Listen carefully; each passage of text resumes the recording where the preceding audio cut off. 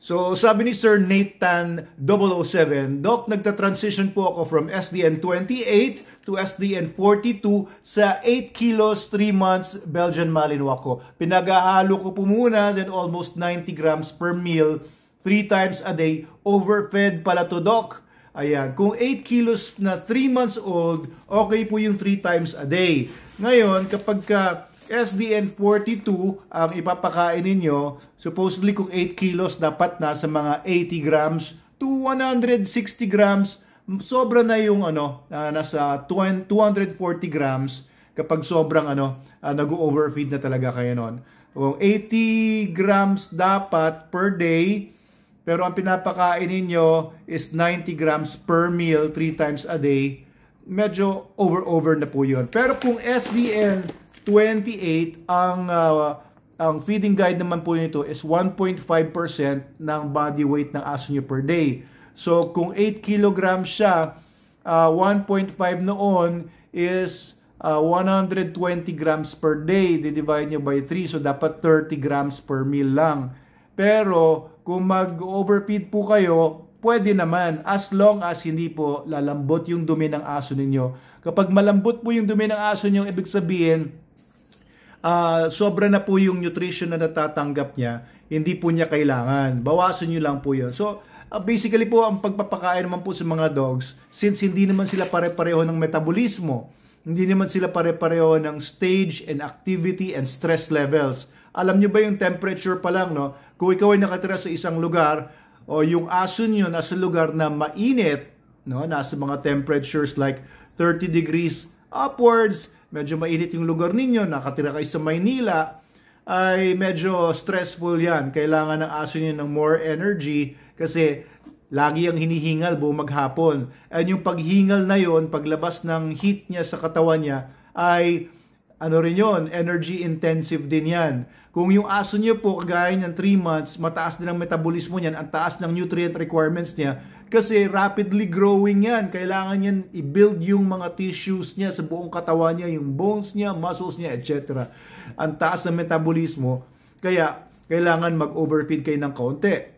No? Kaya yung sa feeding guide natin, pwede ninyong ilagay siya sa mataas na levels, doon sa optimal levels na nakalagay sa feeding guide. Nandito naman po yun sa feeding guide. Nasa likod naman po ng mga products natin.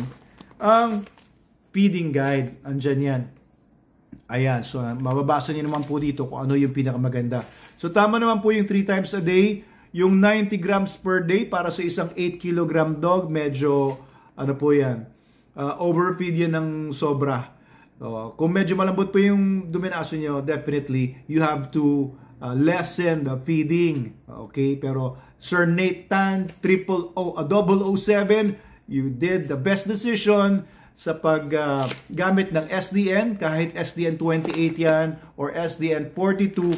Of course, depende yan sa preference po natin. Kung gusto niyo po na medyo mura per kilo, okay itong SDN 28. Meron din tayong SDN 21. Mura lang po yun, pang economy po yun, pang masa po yun, pero hindi basura. Okay, marami po kasing mga 21% protein ng mga dog food, pero 21% protein nga. Pero karamihan naman ng protein na yun, plant protein. Basahin nyo sa ingredients, may soya. Pag soya po kasi, mataas ang protein, pero plant protein, tapos hindi ganun kaganda yung bioavailability niya.